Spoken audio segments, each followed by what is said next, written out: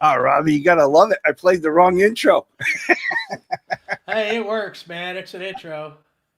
Well, folks, welcome to Sunday morning. It is time for chat with Charles. I have Robbie Stingle here with me, and we're about ready to have a great time. Robbie, thanks for doing the show. Well, Uh, thanks for having me on. no, I like you said, I've been watching you kind of do, I've been hearing you talk about the work that you do, and I've always known you as that guy that works on guitars and does stuff, and so it's an absolute thrill for me to have you on. Oh, thank you so much. All right, let's see who we got here in the chat. First in the chat was, hey, Robbie Stingle.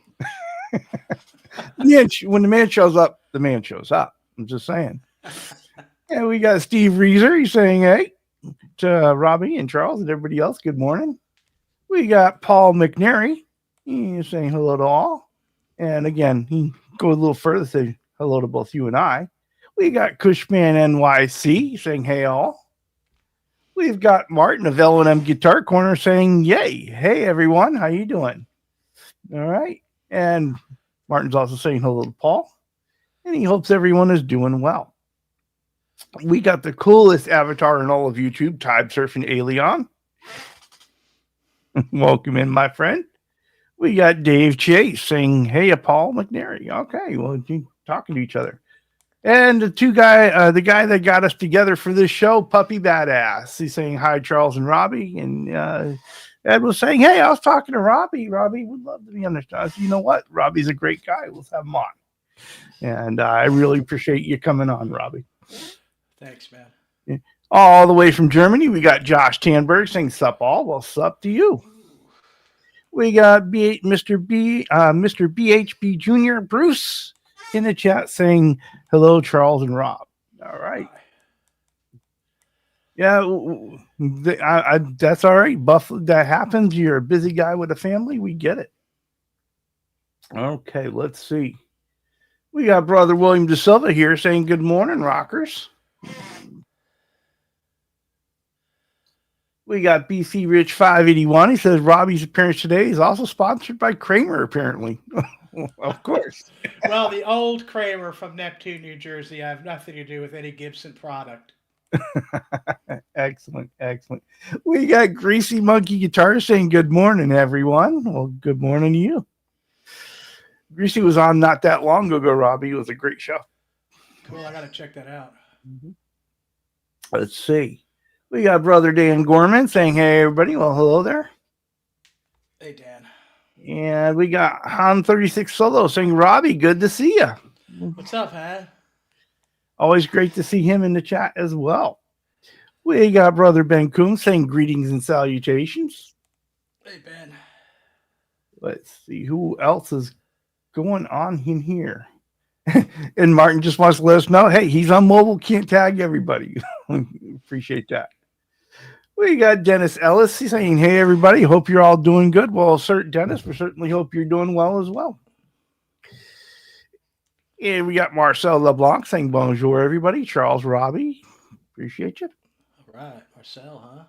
We got Matt of McCall Music saying, Ale. Matt, I Hey. just want you to know I've been playing around with those hot dogs tracks and really enjoying them. I might have to put them on my pad. Let's see here. Where are we going? We got everybody talking to everybody here. I want to make sure we don't miss. Ah, there he is, brother 80 Faye, saying hi. And let's see, Puppy Badass is still saying hi to everybody. And I think that pretty much catches us up with the chat. And we get that Robbie Stingle guy again. Who's that guy? Okay. All right. So Robbie, so this is really just a chat between two guys, trying to find out about the other guy you see in the chat and on the other shows, and but we start with this one premise, right? Just one question. So, how did you begin your guitar journey? Well, all right. I guess when I was about 16, my sister had this Harmony acoustic guitar, Mm-hmm.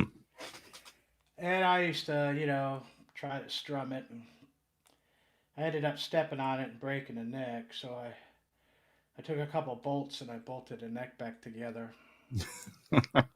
At that point, she said I could keep it.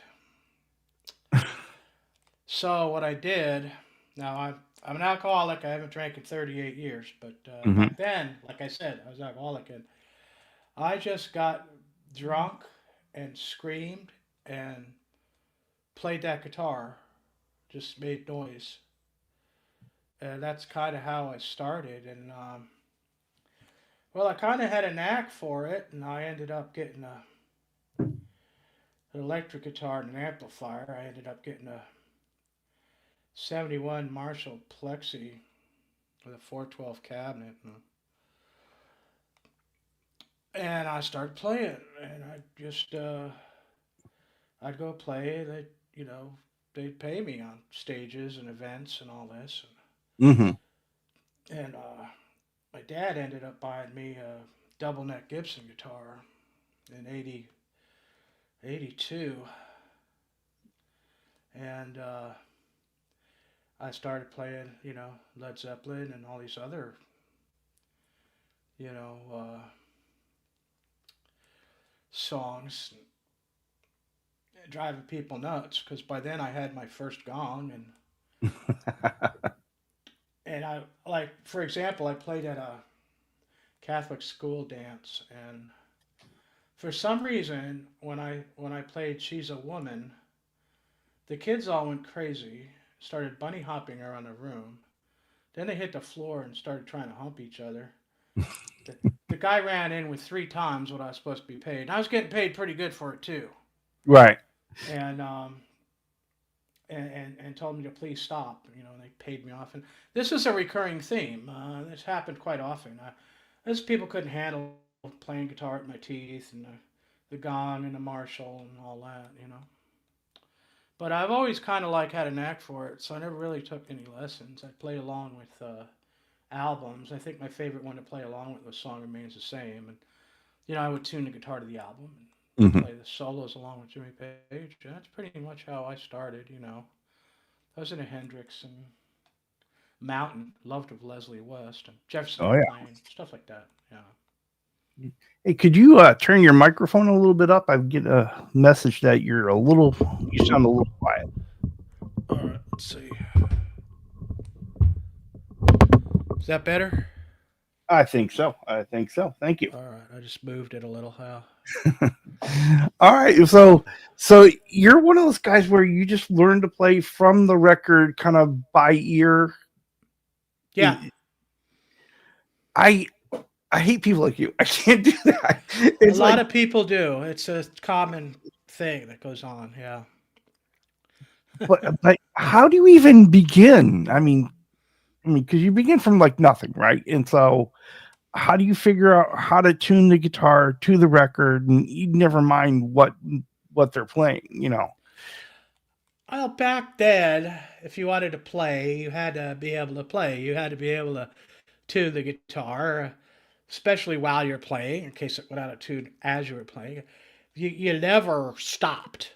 If you started, you finished it. You never stopped. If you had to put a transition or something in there to round it off, but Mm-hmm. that's like one of the most important things. And it's really the only thing I ever did that I could do right. I mean, I was always good at. Other stuff I had to work on. Auto mechanics took me like 5 times longer than anybody else. Right. Stuff like that. But with music, it was just like, okay, that always worked. So you just have that natural inclination to it. You just pick it up real quick. Yeah, like I never practiced or nothing, and even when I was doing like going for gigs, I'd go over it. I'd make sure I remembered the words and things like that. But you know, Well, we've got a new name in our chat here, Scott Springfield. And he says Robbie's the man. hey Scott, Scott's one of my best friends. Here you go. Yes, he is. Thanks for being here, Scott. Appreciate Appreciate it. that. And we I've got I've done some jamming with Scott too.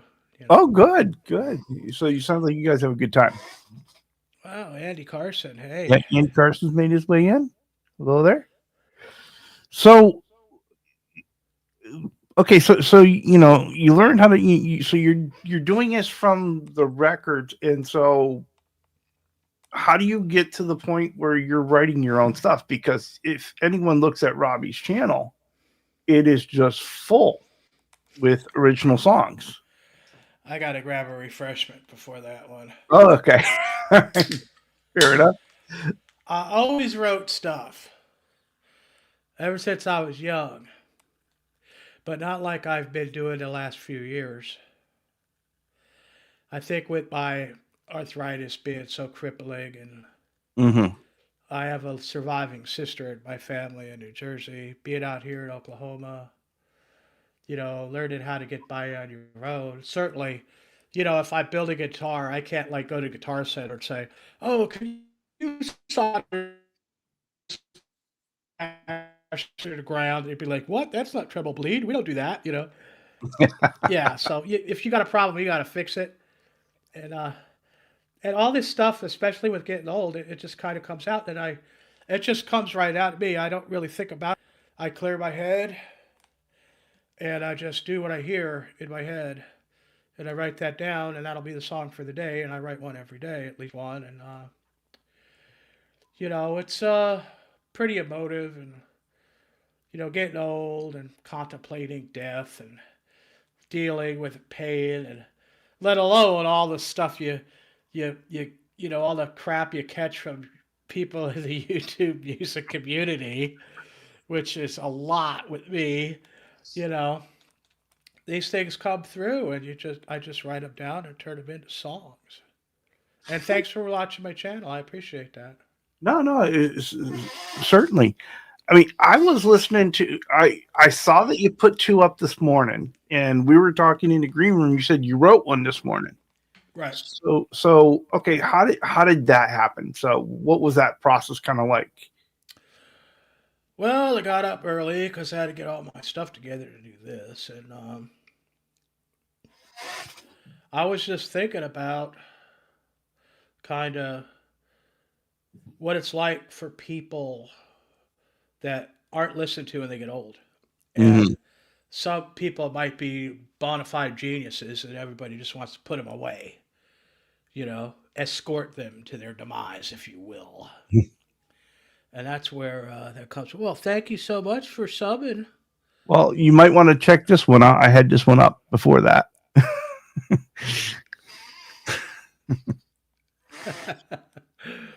I mean, I'll show you. Hell, I'll show you right now. How's that sound? All right, sure, why not? All right, I'll just grab my guitar, clear my head, because I don't really listen to nobody. I don't watch channels. I don't listen to music. It's just, it's stuff that would stop me from thinking about or letting music happen in my head. I don't want to be, well, Right. thank you so much for subbing. It's a big channel. Leave breadcrumbs. There's 5,400 videos. All right, let's see what I got here. I gotta take these headphones off. Can't play with them on. All right. All right, let's see.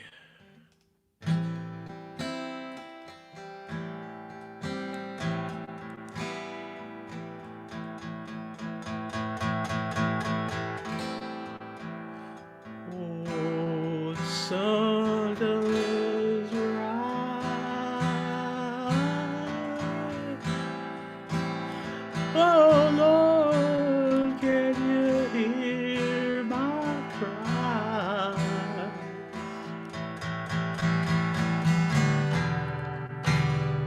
The days they just go by.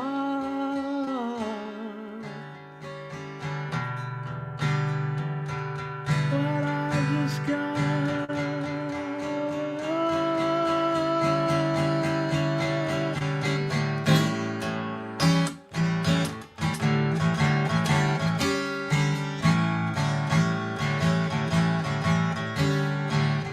the old coyote talk to me. They said, hey son, where you be? Where you be? Why, I've been up on the mountain. Oh, I've been drinking from that old fountain.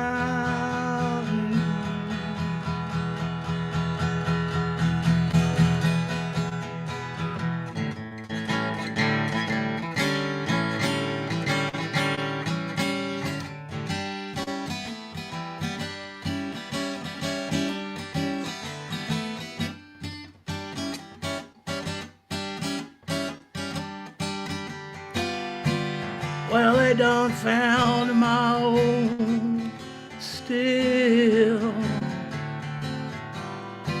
Oh, that old ranger I had to kill.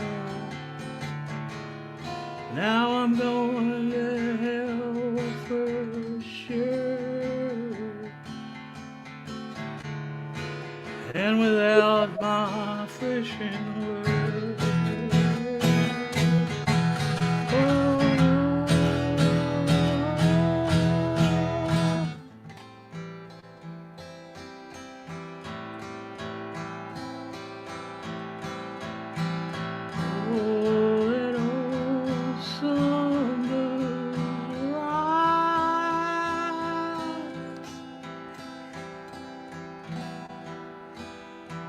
Oh Lord, hear my cries.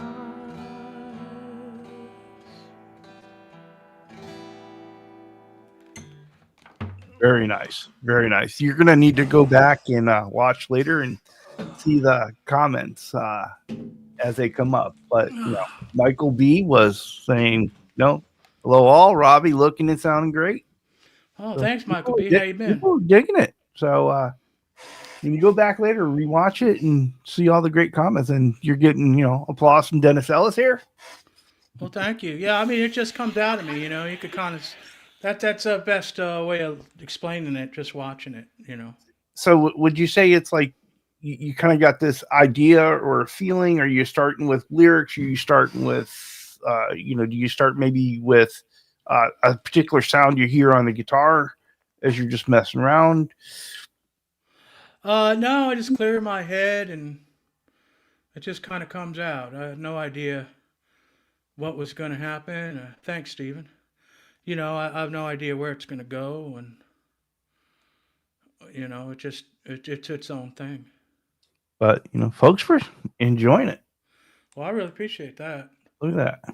Now that was like special for your show, because I didn't write it down. I didn't make a video of that or nothing. Well, it's there for you. It's there for you now. That's for you. That's. I appreciate it. So, so you got started with the kind of repair stuff because you broke your sister's, right? So how does it evolve? I guess technically, if you want to call bolting a neck back on at the headstock, everything starts somewhere. Hey, what's happening, Zach? Hey, Zach Thong. Zach's just a terrific guy. I just got to tell you. Oh, yeah. Look at Charles Green showed up and everything. All right. Hello there, Charles. Charles be happy to know I'm working on sanding on his body later today. So, yay. Cool. Well, so how do you go from I'm just bolting this thing back together because I broke it to the kind of work you do now? All right. By the time at 77, I was making money. People were rioting and whatnot. And this is kind of a funny story. I did a VFW haul. I'm here with the Marshall and 100-watt, the double neck and the gong. And I played like a whole Led Zeppelin set, and it was loud, okay? And I did all that. I think maybe some Mountain, a little Hendrix in there. But then, the finale, what was going to be the finale was me playing the national anthem with my teeth, and I started doing that. And as a matter of fact, on this guitar I have right here, which we'll discuss later, There you go. I was playing this guitar, um, and they come out with their cash. Boy, they wanted me to stop. 4 times as much as they were going to pay me. It was too offensive for the VFW to hear the national anthem on electric guitar played by someone playing by their teeth. So I thought that was funny. But all right, so yeah, so I'm playing and stuff. I'm playing drums by then, and you know, and I got this friend, and he's like, oh man, you should go work at Kramer. I just got a job there, but I need a ride to work every day. So I'm like, well, what do they pay? And he's like, well, $4 an hour. I'm like, I'm not working for $4 an hour. Mm-hmm. All right. And he's like, oh, but it's making guitars and all this. Well, yeah, that's nice and all, but I go work for that. So I drive to work. So after a while, I start seeing this long-haired little guy who's drunk at 7 a.m. And well, that was Edward, and he wanted me to work there so bad. He'd lean into the car, and cigarette and the booze. It's like, and I was just like, oh, I just can't work for $4 an hour, Mm-hmm. And I had a number of jobs, and my friend worked there, and he'd tell me all the stuff that goes on. And I had this one here guitar that I just showed you. We'll talk about later. I had that built custom by the head of Kramer at the time, right at the same time that they were doing the first 5150 for Edward, and so I knew all of that, what's going on with that stuff. But by '84, I finally went and worked at Kramer because I was going there every day anyway. Right, you're dropping off your buddy, so picking them up too sometimes. It's like so. I started working there, and they put me on the assembly floor, and my thing was to mill and drill and countersink and put the locking nut on. Y'all know what a locking nut is, right? Mm-hmm. I hope everybody knows what a Floyd Rose locking nut is. I think so. All right, so I don't have to show one of those, but I was doing that, and you're not supposed to talk to Edward. He'd walk through, and you're not supposed to talk to him. Mm-hmm. Well, he'd come up and talk to me. Now, I never treat him like anything special. I wasn't like, ooh, ah. A lot of people at the factory didn't even play guitar. I mean, there's a lot of people that work there that, and there's like, I don't know, 20 people in all that worked in that factory. And, 3/4 of them didn't even know who Edward was, and, but the other ones were all like, trying to get his autograph or some bullshit. And to me, he was a cool guy, And they didn't like that because he talked to me. So, if you talk to me, you get to talk to him, And then they moved me to the neck room. Now, this time I had been kind of experimenting with guitar assembly. And I learned how to dress the necks on the frets. And this is kind of a side thing that I think is relevant. We will talk about this neck later. Ah. Mm-hmm. This R5 1982 ESP one piece. We'll get into this later. But see, what he told me to do is he said, back bow the neck. Mm-hmm. Then sand it. Then crown it as thin as you can. Then use 5 pieces of steel wool on it. Then you make the neck straight. So what you do is you sand the relief into the frets. Oh. I don't know if you could see it, but if you look really close, the frets are lower in the middle, see? Mm-hmm. Or on the ends. Now, one little tip if you're going to do this, sand this first fret a little bit more. And this is a quality ESP neck, handmade by Craftsman. Yep. Oh, am I still here? Yeah, Oh, you're there I am. still there. Sorry. I hit the wrong button. And you know what? In the neck room, I never, I never had a rejected neck after that day. Here you go. Yeah, because what he did is he got there was five 5150s in 1984 built for the tour Okay. early on. And some guy carried some in, the five of them, with Edward. And Edward wanted us to kick them around the assembly floor because they looked too new. Okay. And he told us by the side of our foot exactly where to kick it, and all this. That's incredible. And then we went outside of the parking lot, and he told us exactly what piece of like parking lot grit to kick it over. You know, That's going to cause the best rash. and he didn't want it too bad. He wanted it, and so Billy Connolly put these together, and he got the first one. And first thing he does is he goes into the assembly area and he takes a drill and he just takes them screws out, and the whole thing goes bling. He didn't even bring the strings off tension. He just Right. then he comes running into the neck room and he explains how the neck is supposed to be dressed. And that's where I got that. I've been doing it ever since. That's interesting. That's the only way you could get the action super ass low because of my arthritis. The guitar really has to play well, and you could kind of see. You could kind of see how low. Oh, very low. Yeah. How low the action is. That's almost laying on the frets. Right, and there is absolutely no buzzes or anything. And the neck is totally straight, and I've never had to adjust a truss rod either. Then again, though, these are very specific quality necks from ESP from 1982 to 1985. So except for the neck on this guitar is from 1979, but we'll get into that. Here's later. a question I just have to ask because I'm sitting here thinking about that process of backbowing the neck first and doing the frets and then straightening it out. And so what's that like running a fret rocker over it once you straighten it back out? Do you get rocking on it or they just sit nicer?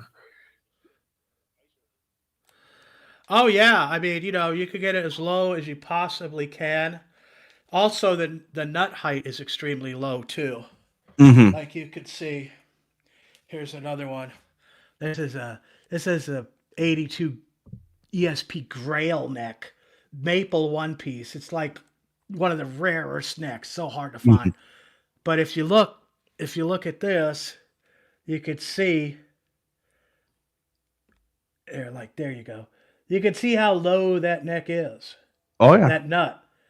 Now that nut with the fret height being, pretty low and the backbone of the neck. That's another part of it getting the action like super, super low. Now Kramer always builds the neck shelf lower, and you had to use a shim. It's just like when they did the neck pockets. They did the neck pocket wider so you could move the neck to align the strings. And then they mass produced the bodies with a template to route the Floyd routes. And, to make the holes for the post. Now, that's not the right way to do it. What you want to do is you want to bolt that neck to that body so it's tight as a frog's ass. Don't move at all. Then you lay out where the string's going to be to find out where the route's got to go. Then you route for the Floyd. Okay? So there's no play in the neck whatso freaking ever. But, and they didn't even do that for Edwards guitars, and that's a shame. But wow. Apparently they didn't do a lot of things Edward liked, or he wouldn't come talking to me about it. So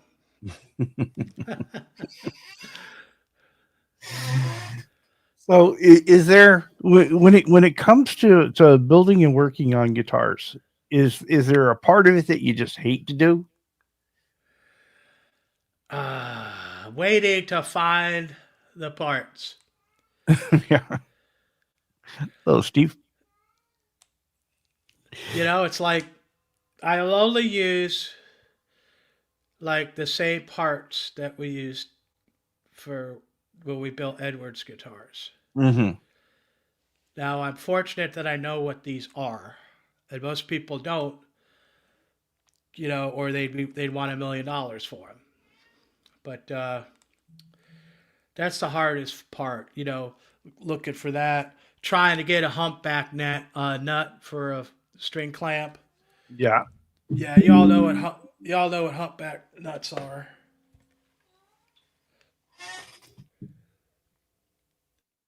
These are the Oh. original humpback from Fernandez. Mm-hmm. They're not like the normal ones. These actually stay in tune better, to tell you the truth. And finding a good Fernandez bridge like an FRT7 to be able to put the FRT5 parts on. And it ain't like you take every Fernandez bridge and change the sustain block. The FRT3 has a different bolt pattern than the FRT4, which has a different bolt pattern than the FRT5 or 7. See, that's what's so good about the 7 is because you could put the FRT5 sustain block on there. Okay. So your preference is for which one again? Fernandez, Yeah. FRT7, and then use the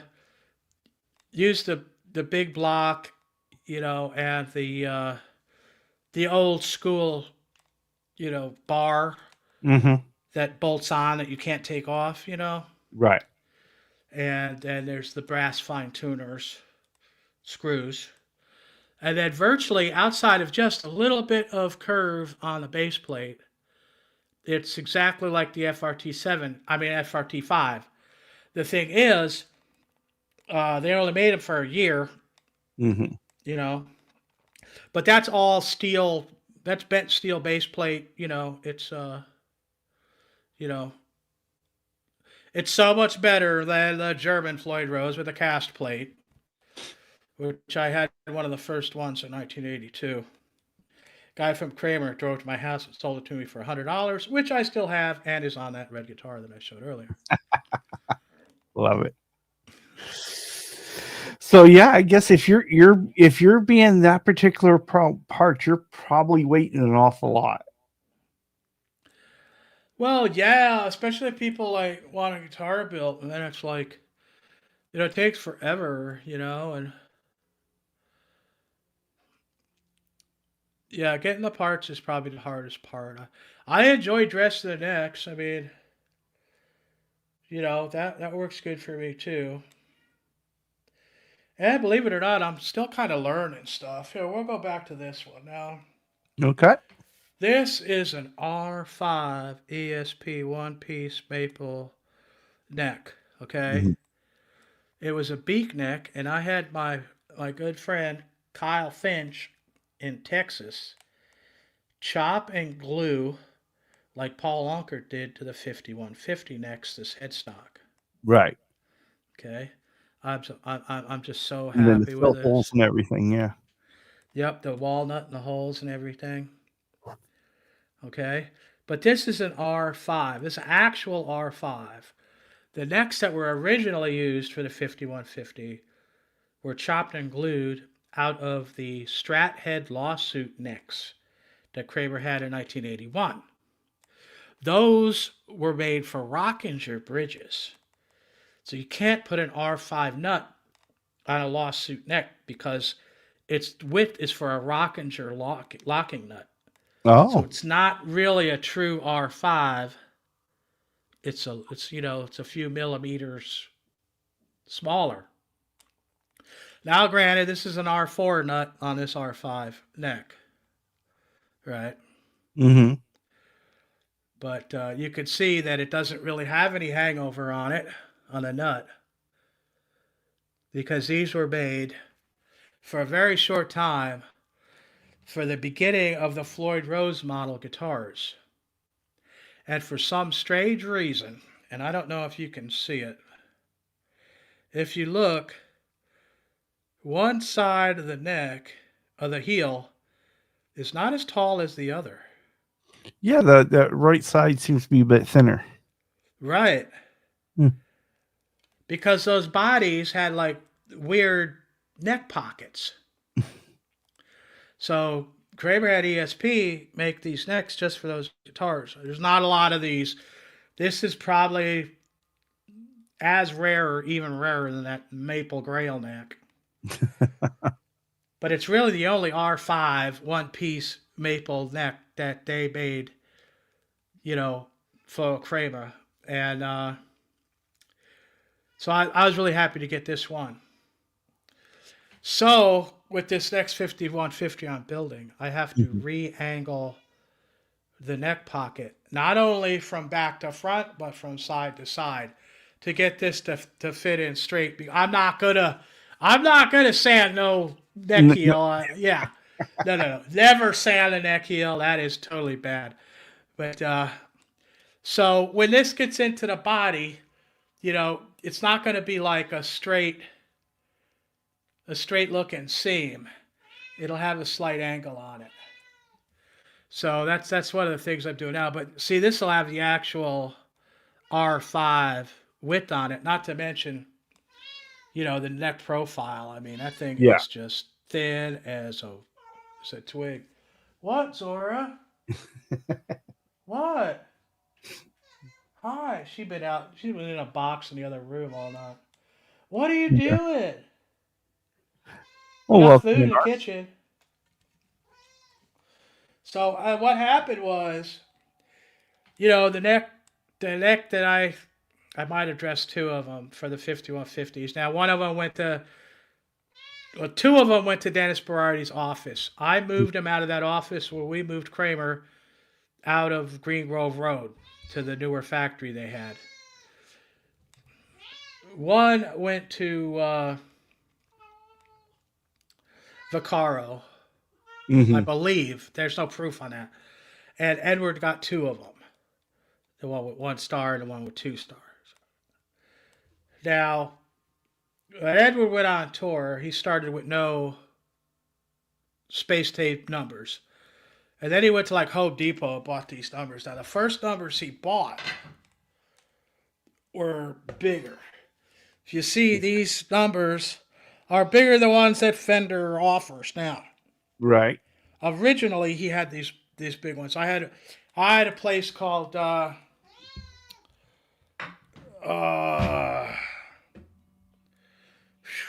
this vinyl place. I always forget the name.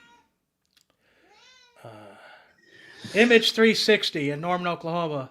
They have that in their computer, So I always use the bigger original numbers.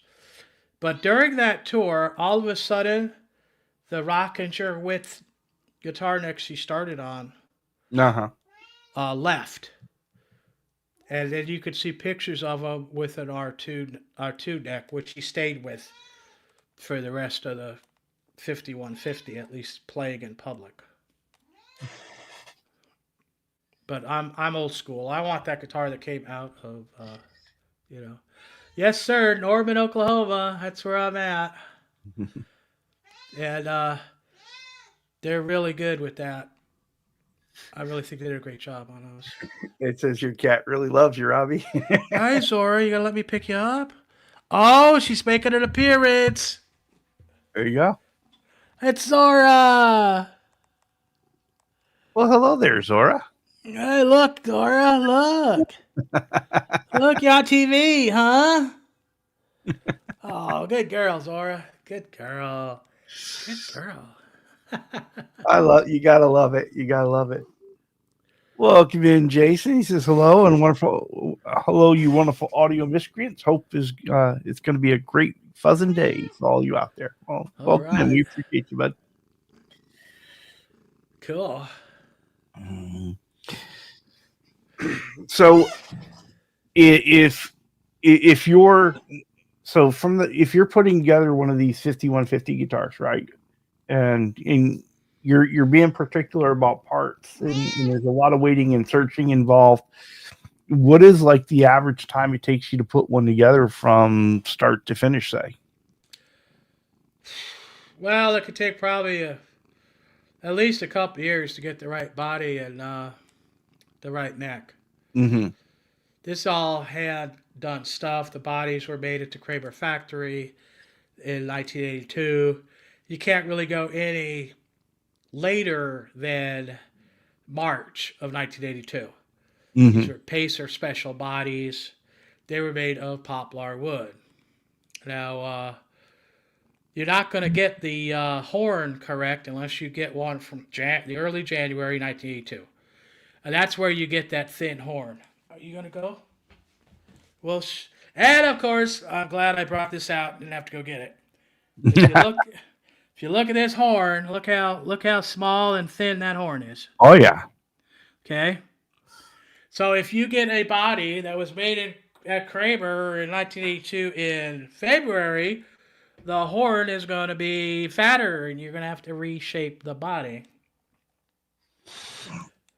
What's interesting is this guitar, which was made at the same time as those, as when the 5150 was being like hammered out. Yeah. This horn is almost as thin, but not quite, because this body is tiger stripe maple. This is not a cap. This is the wood I picked out at the shop in Red Bank, New Jersey. That is absolutely beautiful. Solid, yeah. And in 1982, and my friend wanted me to work at Kramer, and I hear all this stuff, and he introduced me to Bill Isaacson. Bill Isaacson was the head of guitars at Kramer at the time. I told him, I said, I want to have a custom guitar built with tiger stripe maple. So he brought me to his shop. My friend drove me out there that worked at Kramer, and he had just got all this rare wood, and that was the best pieces in the whole thing that I picked out. Okay.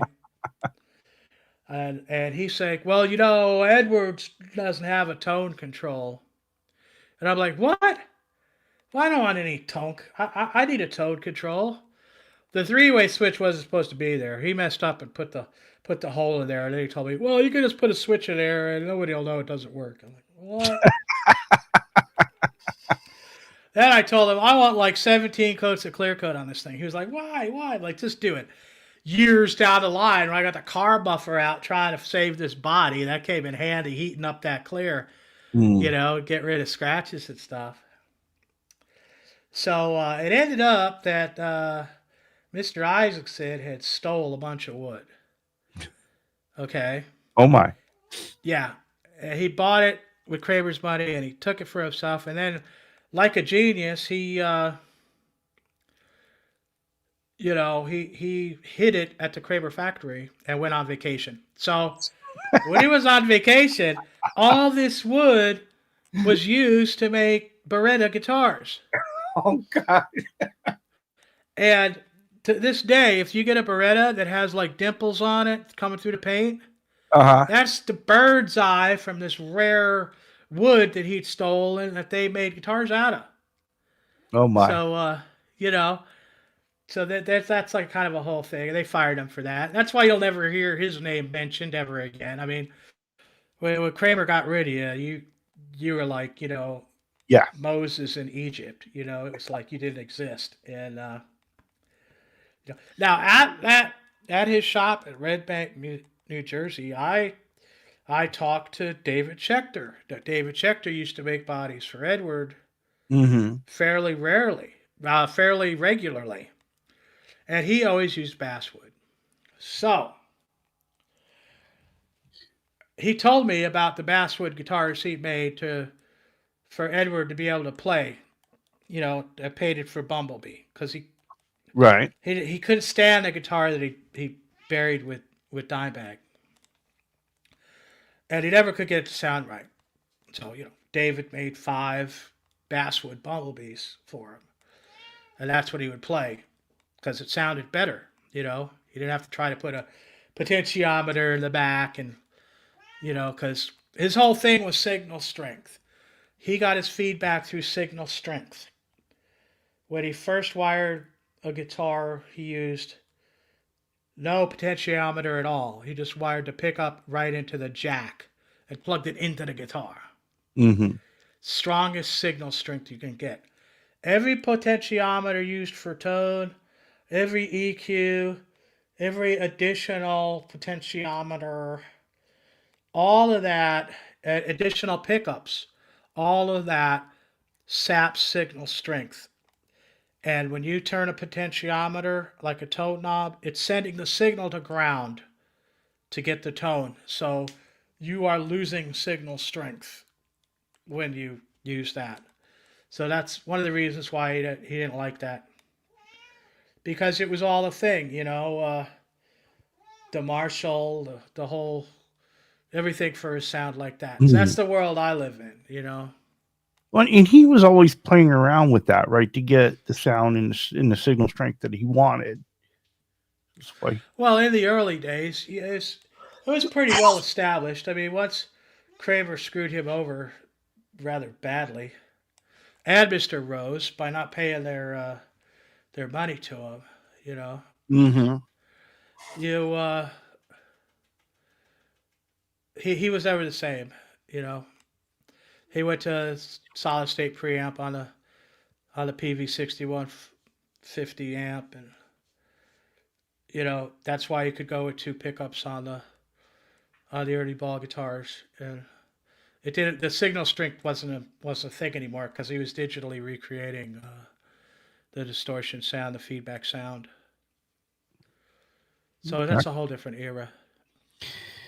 Yeah, and it's funny that those Kramer Berettas are still really a draw for for all the EVH fans. They're locked into that model and the look and everything. It always just kind of amazes me that way. Yeah, and he never played a Beretta either. That's the funny part about it. He took pictures with him, you know, but he did a lot of things that were just genius, like backbowing the neck to dress it like that. Mm-hmm. Wax potting the pickup. I don't know if that was his original idea, but to get the kind of feedback, like the kind of feedback I do, that's absolutely necessary. The staggered windings in the pickups, the Alnico 2 magnet, I mean, these things were all part of the sound that he had, up to 1985, I guess, you know, and Mm-hmm. that's the sound that I really like. So that's every aspect of the guitar is based around that. Now you shown us the guitar a little bit here, but earlier you're saying, "Oh, we're going to talk about this later. We're going to talk about this later." What is it in particular that you wanted to talk about with that guitar? Which one? I got a couple here. The Beretta there that we were looking at. Oh, the red one. Yeah. Yeah, yeah. This is the body that Bill Isaacson made for me. Uh, this is the Floyd Rose 1982, one of the first ones that Schaller sent to Kramer. So when they were deciding what bridge to go with, okay, so that's from 1982, and they didn't want to go with Fernandez because it cost too much, or Hanson. Hanson Metalworks was making solid steel base plates too, and Mhm. that was costing too much for them. It just blows my mind that is all one piece of wood and just not caps. It's just all the way through. Well, it's maple. Yeah. You could see the relief cut is shallower Mm-hmm. because they weren't going to take the time to try to get it any further. You know, when they made the guitar, I actually had them not put any screw holes into the electronics cover. I have them on now. Mm-hmm. This guitar originally I bought a Charvel San Dimas 1982 ebony fretboard Strat head neck for it. Okay. Oh Well, yeah. that dang thing had a whip in the neck. I didn't know it at the time, and this was like my main guitar. I mean, I would, I put the bar down. I'd put it all the way down, and while I was playing, and you know, put it underneath the strings like this, you know, and there's no holes for the electronic or for the Floyd cover, so I could, Right. do this kind of thing, and that was all part of what I did. But see, that was supposed to be a really great Charvel neck. That was an R5 neck. And Bill Isaacson says to me, well, we have to drill holes through the neck and bolt the nut in from the back. And I'm like, I'm not doing that. Put wood screws in the top. So I had the first top-mounted nut in 1982, okay? Wow. Well, that was a disaster. That thing would move. It would flop around. I'd fine-tune it on the fly. I mean, it was just the stupidest thing I ever, Well, it's trial and error, right? Well, I finally, years and years later, I sold the Floyd. I got it back from the guy, and I take it all apart.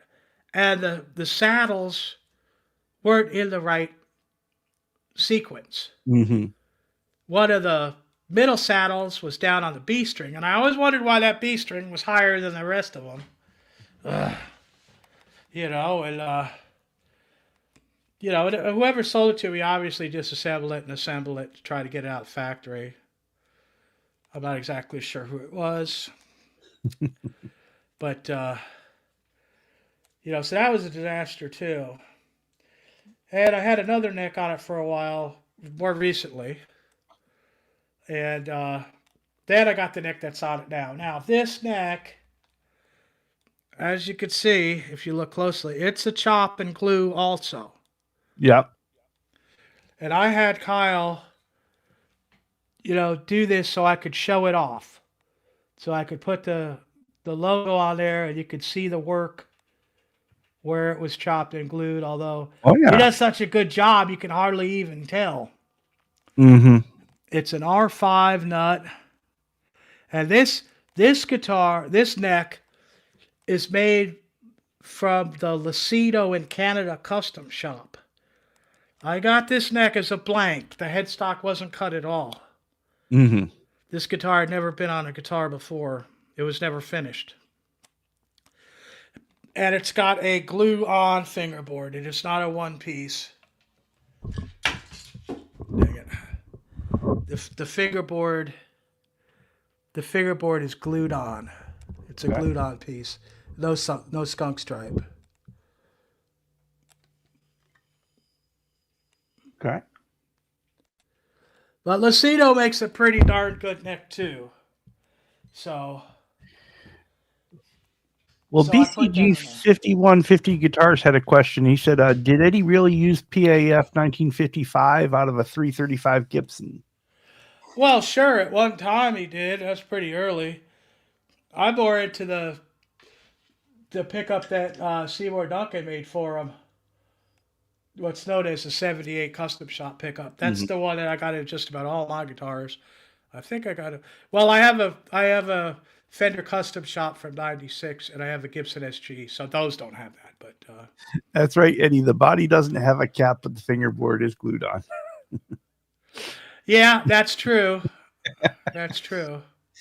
But I like this because what I did is I made a piece of wood that attaches to the body and contacts the back of the pickup also.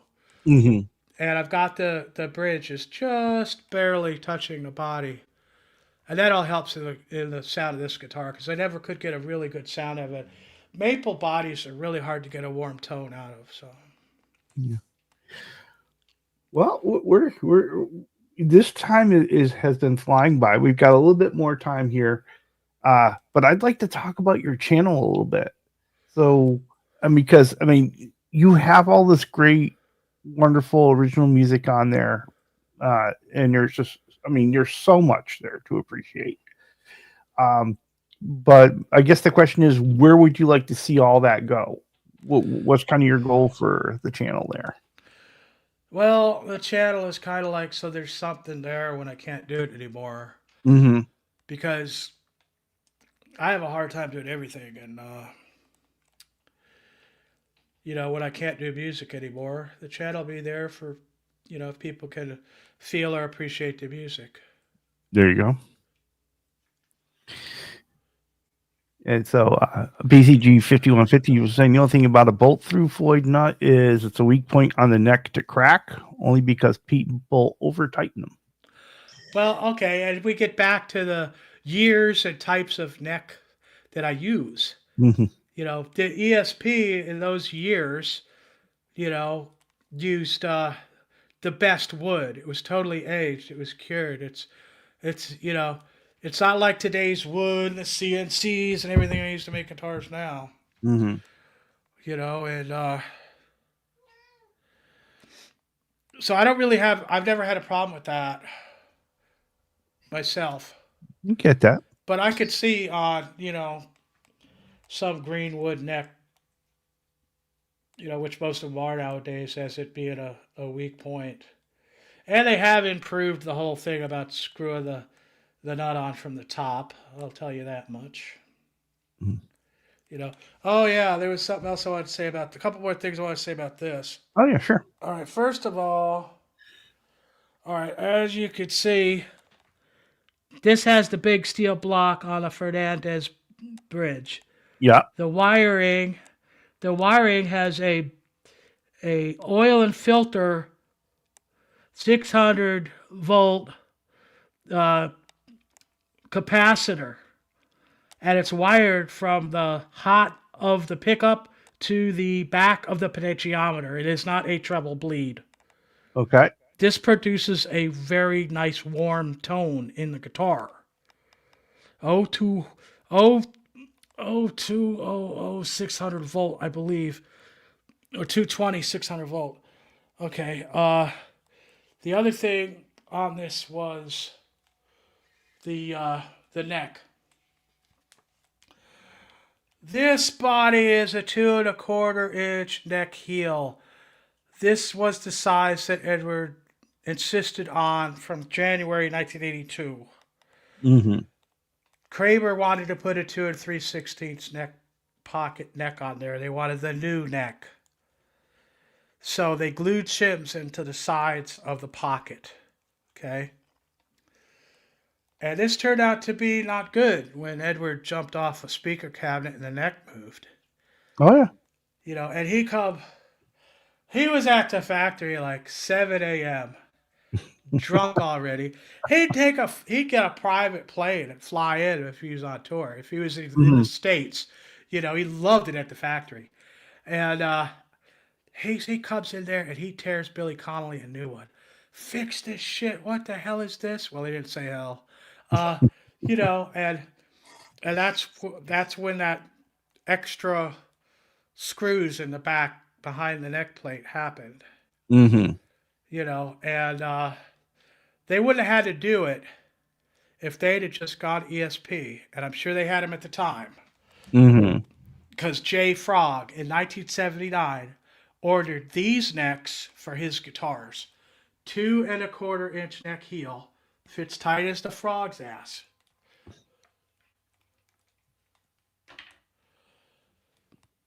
Banana neck from 1979. Mm-hmm. From J Frog Guitars. This is the only one I've ever seen in my life. As a matter of fact, I've never seen a body this close to Edward's that's on this guitar. I had Marty Bell paint the stripes right on around it. As you can see, it has 90-degree go-to tuners with the chevron tuning heads, the tuning buttons. Okay. I did put a tool pack on it. He didn't have a tool pack on his, but practicality. So, instead of trying to do, like this neck that I'm doing for the next 5150 I'm building now. Right. And I look at this, like, well, the tuners are straight. They're The tuning heads aren't curved, and the shape of the banana is a little different. But this is the neck they probably should have used, and Edward would have never had that problem. Mm-hmm. So I'm good with it. You know. This one, the pickup is bolted directly to the body, with the piece of wood in between. Yeah. The pickup is very low, and what this does is it creates space between the pickup and strings, which makes possible splitting feedback in 3 different octaves, and this one actually goes in between the octaves. So I can go, I mean, it is really cool. Oh yeah, there's no covers on it. I painted the stripes around through the cavities and all that. I like that though. I like the idea of the stripes going through the cavity. Well, sure, of course you got to prep it good. Mm-hmm. Mr. Bell won't paint something unless it's really prepped really good if you want it to come out really nice. Well, Robbie, we have blown past our time, but we are going to have to do a part 2, a part 3. Love to have you back on again. I really appreciate it. This was a ball for me. Well, I appreciate that. Anybody want to hear this guitar? There's a video I put up called "I Don't Care." That of this particular rebuild of this 5150, where I put the Fernandez bridge and and the big block. Oh, there's another little thing I forgot. If you look real close here, the posts for the bridge. Oh, they are Phillips head posts. That's unusual. Those were the original ones that came out of Fernandez in Japan. Wow. Yeah, I've got a set for the next one I'm doing too. Yeah, I'm pretty nerded out when it comes to that. Well, I tell you, why don't you stay on? We're gonna let these folks go on to the next show, and just a couple things lined up for today. We know Music Therapy Laz is coming on right about now. We know later in the day we'll have Ben Coombs on, and I forgot who his guest is for tonight. So we'll have to sit there and do that. Yeah, Mark, catch the replay. This was definitely one worth watching for sure. But well, thank you everybody that came to watch. I really appreciate that. Mm-hmm. Yeah, we're ending with 35, which is a really great number for our show. And we look, it'll be a whole bunch more people that have kind of come and gone during the course of time. But Robbie, thank you so much for coming on. It's been an absolute joy. We'll send these folks out, and you and I can talk a little bit more. How's that? All right, sounds cool, man. All right, let's get these guys. Keep rocking, everybody. Keep rocking. We'll play the right one on the way out today. How's that?